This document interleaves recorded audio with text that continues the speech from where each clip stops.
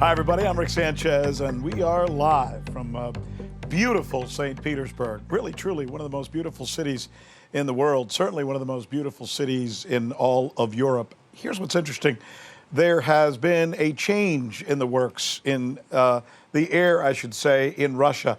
And you can experience it. You can really feel it with what's going on behind me. That's the St. Petersburg Economic Forum that is taking place. And there are people here from all over the world. And the reason this is so important is that just a few years ago, in Russia, and you know, I've spoken with some of the folks who are inside that building, ministers, leaders from Russia, economic ministers, foreign ministers, men and women of, you know, the industrial part of this country. And they'll tell you that a few years ago, when the sanctions really first hit, it was difficult to get people to come here. It was difficult to do business. There was a lot of things that were really, there was a real chokehold, if you will, on the Russian economy. Well, Russia appears to be back. I want to share some numbers with you now that show it is so crowded just behind me inside that building when you walk the halls. It's hard to be able to maneuver just to be able to make it through the hallways. Participants, 22,000 people have been filling these buildings behind me. 140 different countries from all over the world are represented.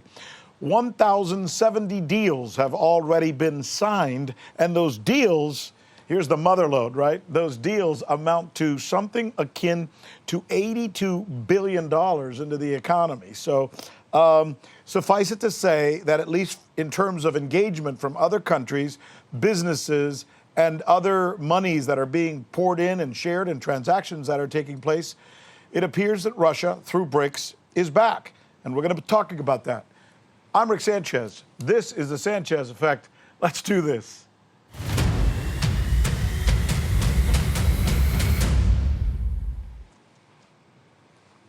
Obviously, we also have to talk about some of the things that are taking place right now in the world. And those things have to do with Iran and Israel. You heard yesterday on this show, and it's been making headlines, when I sat down and spoke with the director of information for the foreign ministry of Russia, who told us that Israel has no right to force regime change on Iran. Interesting, the word that she's using, regime change, very different from trying to stop their nuclear program, because there's a question about what the true motivation is. Since then, Mr. Erdogan, president of Turkey, has stepped it up a bit. He just came out with a statement that says Netanyahu has surpassed Hitler. Think about that for a moment. That Netanyahu has surpassed Hitler. You know, Mr. Erdogan often says things like this. The question is what happens after language like this, especially in that part of the world. One more thing I need to share with you. There's a source inside Iran who has told RT that if somebody else joins Israel, then Israeli nuclear sites will face crushing blows. Direct quote. Israeli nuclear sites will face crushing blows. Is Iran sending a message to Donald Trump, to the West, to Starmer, to all these individuals who have been making quasi-threatening remarks? Remains to be seen. Here's something else. I want you to hear now a piece of sound that comes from, of all people, Ted Cruz. Remember yesterday I played Ted Cruz when he was saying that he wanted to bomb Iran, even though he has no clue who the people are who live in Iran, how many people live in Iran, or the demographic breakdown of Iran, which I thought was fascinating, right? Well, there's another soundbite I'm going to play for you now, where you're going to hear him talk about his motivation for wanting to bomb and destroy and create regime change in Iran. And his explanation is, it has to do with God. Here it is. Growing up in Sunday school, I was taught from the Bible, those who bless Israel will be blessed, and those who curse Israel will be cursed. And from my perspective, I want to be on the blessing side of things. Of those who bless the government of Israel? Those who bless Israel is what it says. It doesn't say the government of, it says the nation of Israel. So that's in the Bible. As a Christian, I believe that. Where is that? I can find it to you. I don't have the scripture off the tip of my. You pull out the phone and use the Google. It's in Genesis. But so you're quoting a Bible phrase. You don't have context for it and you don't know where in the Bible it is, but that's like your theology? I'm confused. What does that even mean? It's a fascinating conversation. By the way, this thing is going, you thought the one yesterday went viral. This thing's going viral as well. Because one thinks, what is the point being made here? Because a country is a government, and the people who are doing this, representing Israel, are the government. Bibi Netanyahu is someone who only has 50% of support from the people of Israel. So what he's saying is what? If Hitler came back and was the president of Israel, then he would have to support him as well, biblically? How about Satan? Same thing? I mean, it's really, I don't mean to sound, reductio de absurdum here through argument, but, it's almost a silly thing to hear a senator, like the second highest office other than the president of the United States, saying that he wants to destroy a country because he thinks he read it somewhere in the Bible, but he can't remember exactly where in the Bible he read it. A fascinating conversation. Here's another one, and this is another important question that we have to get to, and it's about why is Donald Trump doing this? Donald Trump, the same president who was on the record criticizing the Iraq War. Donald Trump, the same president who said he was going to be anti-war and would never engage in something like this, is suddenly doing something that looks very similar to the attack on Iraq. In fact, think it through. What was the attack on Iraq? The United States said that Iraq had weapons of mass destruction, so they attacked them, and then after they attacked them and after they destroyed the country, they said, oops, sorry, they didn't have them. What's happening now? There is no credible evidence that Iran has weapons of mass destruction, even has a nuclear program, other than Bibi Netanyahu saying so. So once again, same scenario. We have the United States saying that a country has to be destroyed, has to be bombed, and we have to go to war with them because they have something we haven't proven they have.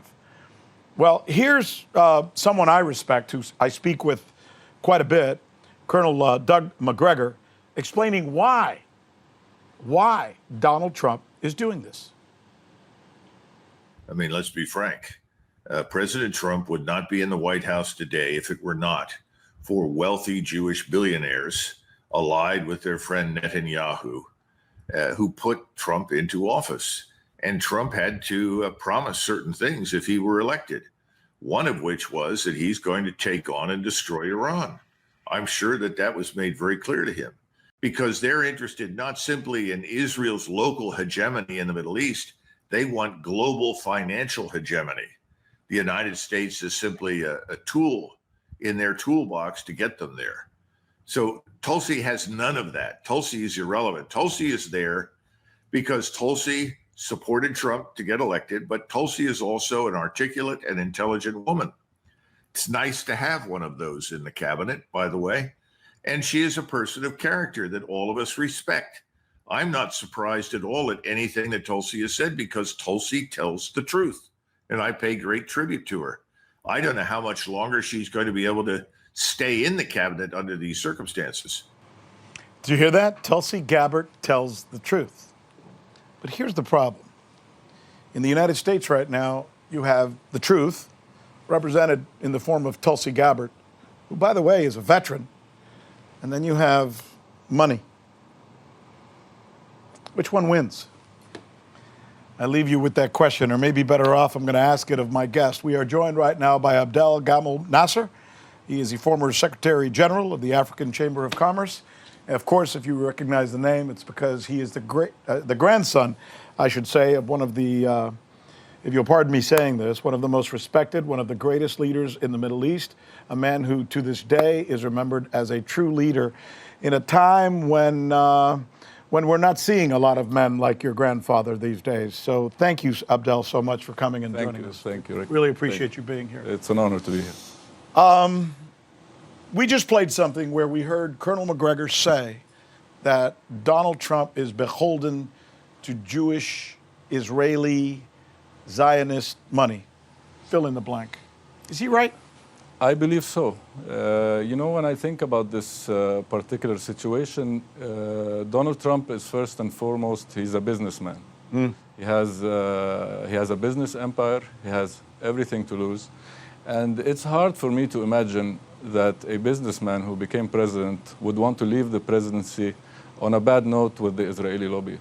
On the contrary, I think he would want to leave office being a hero to Israel and to the Israeli lobby and the Jewish lobby in the United States. I remember when I used to work at CNN before they fired me for saying too many things that sounded like something I'm about to repeat to you. I was going home and I turned on my radio and I heard Donald Trump. At the time, he was just some guy on TV who I thought was whoever. And he was saying, the Iraq war is horrible. This is stupid. It was a mistake. We never should have gone in. It was all based on lies. And I thought, that man is right. And what am I hearing now? Almost the same exact thing. It's got to bother the average thinking human being. It's got to bother you. Yes, absolutely. It's of course when before the presidency, the dialogue or the narrative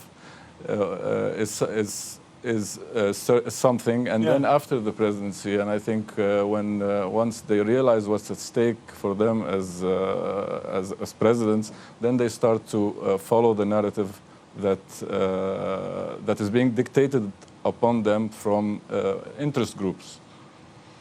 Abdel Nasser is the grandson of Abdel Nasser, who was the leader of Egypt, knows the region perhaps as well as anybody. It must hurt you to see these pictures that we have been sharing, these bombings of both Tehran and Tel Aviv. Look, absolutely. It's very alarming because, Israel is always complaining that the surrounding countries, whether it's Iran, Iraq, or maybe even at some point it will be Egypt, that we pose an existential threat to Israel. But when in fact Israel is the one posing to us an existential threat, because how many countries have we seen that the regime was changed, they fell into civil war, they fell into chaos? Well, let me help you. Syria, Libya, Yemen, Iraq, Afghanistan, and now Iran, if it goes. And there was one other on the list, right? Egypt was on the, yes. Your country. Yes, I believe you're referring to the project for the new American century. Bill Kristol? Yes. John Bolton? Yes, and Dick Cheney. Dick Cheney? I believe this was a plan. Let me also tell you about that. We have a writer called Muhammad Hassanin Hekel. He's a very prominent Egyptian writer, and he has sources in his books from the American Foreign Office to the diplomats in Britain, emphasizing that they have an interest in Middle East oil, and basically arguing that they should inherit some of the colonial past of Britain, for example, by... Who should? Who should? The America. Americans. The United States. Yeah. So Americans are going to take over where the French and the British and the Dutch and others left off. Yes, in a neo-colonial way, we have many resources, and I believe this is the main reason of the existence of the United States in the region across the Atlantic, and it is also one of the reasons Israel wants to expand in the region. But Ted Cruz says it's biblical.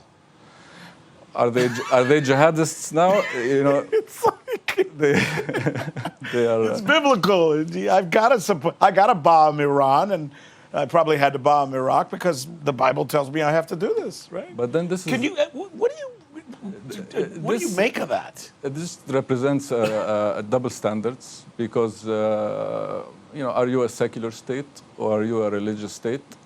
Are you some kind of a Western jihadist?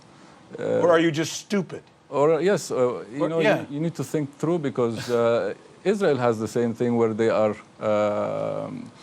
They say they're a Jewish state, but they are governed by secular laws. Yeah. So which is it? And can you imagine a country in the region saying something like this? Yeah, if you're not Muslim, you can't come here. And if you come here, we'll make you live in some little neighborhood and we'll occupy you. Yes. Imagine doing that. Well, gee, I wonder who's doing that. I get one guess, Israel. Yes. Yeah. Let's talk about Erdogan.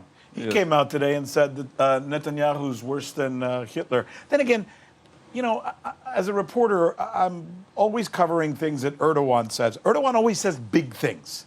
I'm not sure he does big things. You know, Am I being too critical? no, Erdogan is a very complex leader, in my opinion. I think he's one of the smartest leaders today. Really? Yes, and if you recall, the reason Bashar left, Erdogan played a very big role. In fact, I think for 2 years there was this narrative that he was against Israel, and then there was a sort of coordination with Israel to attack Syria from the south. So Erdogan is playing, you know, some form of political game, and But somebody like you, you're a really smart person who comes historically from a wonderful background and family. You're a very intelligent man, and you're a businessman. Can you explain to me why it is that this union of Arab countries has never been able to assert itself as well as perhaps it should have against the forces of Israel?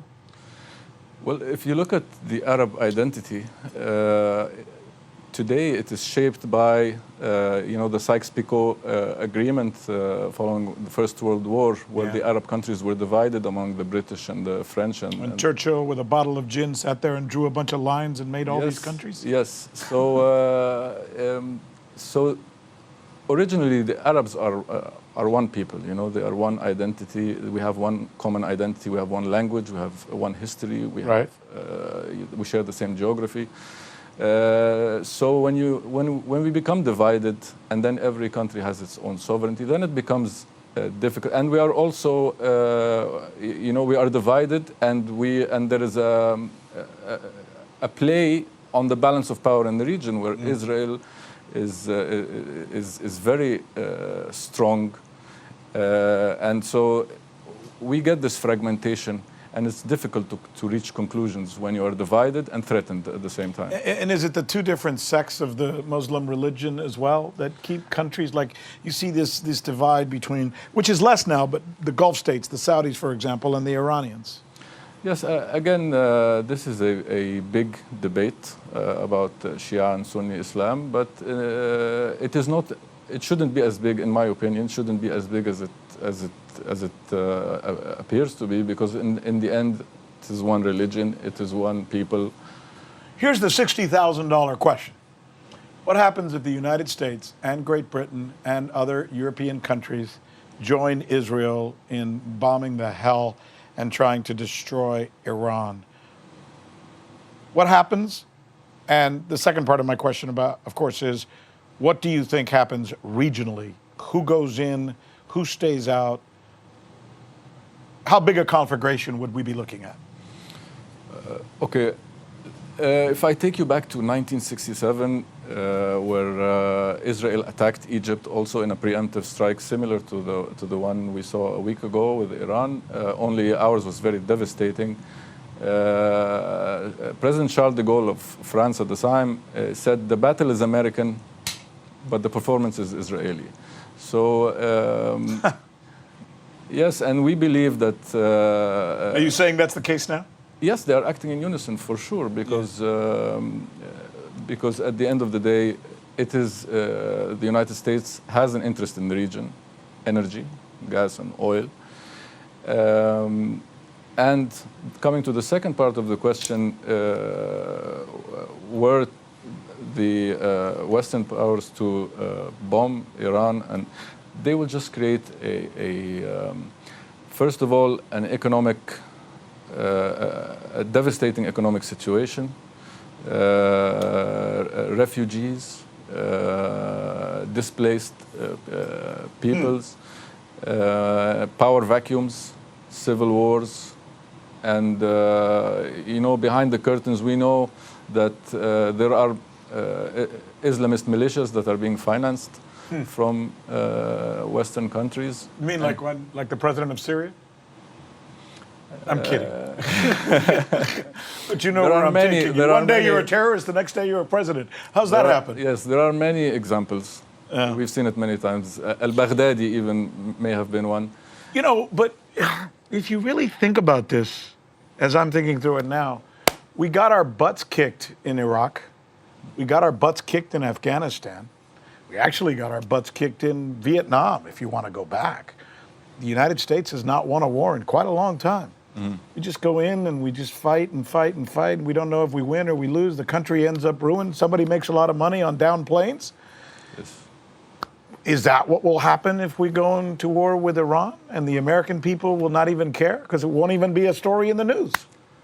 Yes, I don't think the American public, and by the way, I don't believe what's happening in the government, what sometimes happens in the government is reflective of the American people, because the American people are very nice people. I have American friends, they are lovely people, but the government... And you don't hate me. I know. I'm very honored. I feel very privileged to be here. You're a wonderful person, and You're very kind to say that, and as are you. And I have many American friends, but it is the governments. The governments are not reflective. They are representing an interest group. Yeah.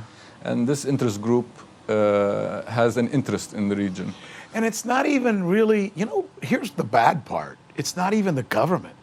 It's a puppeteer above the government. It seems like my country, the United States of America, Ted Cruz doesn't run America. Donald Trump doesn't even run America. Obama didn't run America. Biden didn't run America. Clinton didn't run America. People ran Clinton to run America the way they wanted it run. That's what we're all seeing now. That's what we're seeing history show us.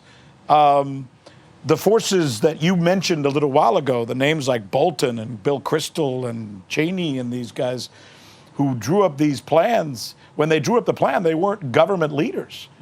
They were somebody else. Yes. That's the problem, I think, that we have right now. It's big money, right? Yes, it's it's an interest group with I think the bottom line is resources and energy. Energy. Yes, it used to be gold, you know, at one point. Now it's oil and gas and. Is that, I'm going to change the subject on you. Is that why the United States wants to go to war or is on a war footing with Russia? Because it doesn't make any sense otherwise. I mean, why is the United States fighting in Ukraine, a country that most people in America couldn't even find on a map? Is it all about energy because Russia's so resource rich? Well, in the case of Ukraine, what was the proposal for America to intervene and stop the war? It was the minerals. Yeah. You know, so there is yes. So it's a resource grab. Can Israel win in Iran without the United States, you think, Abdel? I don't believe so. I think if history has shown us anything, that Israel always relies on the preemptive strikes and relies on the American support. So how would they do without the American support? Nobody really knows now. Of course, they are advanced militarily, but I don't know to what extent, how far they can go without the American support. They say that Iran was on the brink of having nuclear weapons. Do you think that's bullcrap? I don't believe this. Yeah. We never believed it during Iraq also. And were there ever weapons of mass destruction in Iraq? No. So, and by the way, Netanyahu, I think he's been saying this since the early 30 2000s. years. Yes.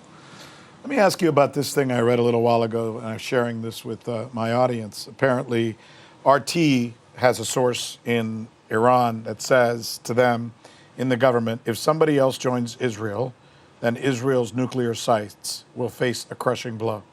What do you make of that? It's war. It's a psychological war. It's a war of nerves. You cannot appear weak. Iran is a big country. They need to say all kinds of things. But of course, if the United States enters the war, it will be a very unequal display of power. You know, the United States has much more ammunition, bigger weapons. So I think they have to say this. I don't know the capability of Iran, of course, what they can do with the Americans, but I would imagine they have to, because they are threatening to kill the leadership in the United States, and they are threatening to bomb the nuclear sites. So I believe they have to also Talk big? yes, they have to. Yeah. It's a psychological war in the end. But if Iran has a bigger population and a bigger and more sophisticated army than Iraq and certainly Afghanistan, the United States couldn't win in Afghanistan and couldn't win in Iraq. What makes you think they can win in Iran? They don't have to win. They can just set the country back, Yeah. create problems for it, you gradually, like they had done before, you know, in many countries. Where do you think this goes if the United States gets in directly? And how worried are you about it for your region? I am very worried because, first of all, then it would leave Egypt as, you know, the final big boss in the region for Yeah. You mean you're next? possibly. Yeah. You know, but it means economies, you know, facing devastating shocks, inflation. The ripples of war are felt, you know, by many of the countries surrounding, and then we live in a very interdependent world. Yeah. The economies are very interdependent. Even now, movement, you know, it's difficult. A flight which takes 3 hours will take 6 hours. It's just devastating. So, with a big war such as like striking Iran, it would create, huge ripples of effect in the region. Jeffrey Sachs talks about this thing that you and I talked about, where there's a domino effect of countries that Israel, which is so bizarre that we're talking about a country about this big that is doing this, but is creating these dominoes that they needed to have fall one after the other. The latest is Syria, where Israel is happy now with the situation in Syria, for example. Do you think the ultimate plan for Israel is to weaken or devastate most of those countries and most of the region so it can have dominance? Yes. You remember when there was a time when Israel made a fuss about someone saying from the river to the sea? Yeah. Well, this is actually an Israeli thing. It's not an Arab thing. They're the ones who say they want to rule from the river to the sea. Or we say from the Nile to the Euphrates. We believe that this is what they want, and I think there were pictures of their military uniform showing the new map of Israel as they imagine it. Yeah. So it's an expansionist ideology that they take, and we believe that they are a threat to the region, not the Arabs being a threat to them. They are the ones who got parachuted into the region. Is Gaza a genocide? Of course. Of course. It's. Is there any other word for it? There is no other word for it, and it's blatant genocide. And what hurts more is that the international community seems paralyzed from doing anything about it. You know, it's again the double standards. You are saying a country like Iran has nuclear weapons, and you're thinking of bombing. You have not proven, and at the same time, Israel is known to have atomic nuclear weapons, and Though it's not official. everyone knows. And I think also they said it Right. before on live on television. So it's and they are they want the land. Well, if you want, why can't you live with the Palestinians if you want the land so much? No, they want to ethnic cleanse the region. Israel hasn't always been like this. It seems Israel is I mean, even during the time of your grandfather, it seems like Israel is worse now, more strident, more militant. And the reports, there's a wonderful documentary out there right now. I don't know if you've seen it. It's called The Bibi Files. It's on YouTube. It's the story of Bibi Netanyahu, what has caused him to become this way. The theory is he just wants to avoid jail because there's enough information on him that would send him to jail because, according to this documentary, he's horribly corrupt. And they've got the goods on him. So he had to turn somewhere, so he turned to the militant factions in his government and said, I'll just become a militant leader and just start wars. As long as I'm in war, nobody will take me out of office. That's the theory. What do you think? Yes, I've heard this theory before. Of course, it makes very good sense in that if he's at war, then he can silence many people by saying your voice cannot be overheard over the war. You know. So there's actually even a theory out there, and I want to be careful because I don't want to be conspiratorial because that's not journalism, but there are people who are credible who have said that there are forces inside Israel who looked the other way deliberately on October 7th so that they could have a reason to do what they are doing in Gaza. What do you make of that? Well, October 7 is a suspicious thing for me because it is hard to convince me that a retaliation for October 7 would be to cause a regime change in one country, take out attack Hamas and Hezbollah, and now engaging in a preemptive strike against Iran. Is this?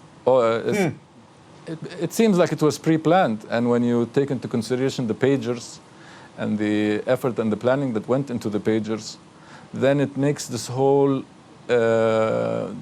event or this whole story suspicious. Yeah, how can Israel, which we have learned or believe has one of the most sophisticated security forces in the world, the IDF is incredibly tight, knows every single person who goes through every entry point, and all of a sudden one day they all fall asleep and they just pour over the border and kill whoever they want. It does seem odd. It is very suspicious. And coming back to your comment on Israel, it hasn't been always like this. Actually, no, we believe it has always been like this, but it did not have the means. The balance of power was, the power was a little bit balanced, so to speak. Well, if you hear Olmert talk, for example, the former prime minister, he sounds like a decent man who really wants to create a two-state solution, no? Well, I cannot comment on that, but what I can say is that they, when they arrived to Palestine, they were very violent. They were very aggressive. They were killing Palestinians. They were expelling Palestinians out of their homes. And I just believe they didn't have the means to do what they're doing now. But now that they do have this difference, huge difference in power against the Arab states via the American backing, now they can do this. Do you really believe they have deliberately killed journalists, deliberately killed doctors, deliberately killed children, deliberately attacked people who they moved from one place to another and said, you can't be there, we're going to put you in a refugee camp over here, and then bomb those people in the refugee? I mean, those are just 5 of, could be maybe 10 more accusations I could think of offhand. But all those things seemingly are being discussed by witnesses and are being told to the United Nations. The United Nations has said that those things are in fact happening. Do you believe they're happening, and what do you make of it? You know, some of these things, they've, you know, it's evident. Okay, yesterday Gaza was struck, and I believe 60 people, around 60 people were that's correct. killed. And growing. Why? You know, you're fighting Iran, and you've supposedly taken out Hezbollah, and you have weakened Hamas. What are you hitting? What are you striking? You know, it's so.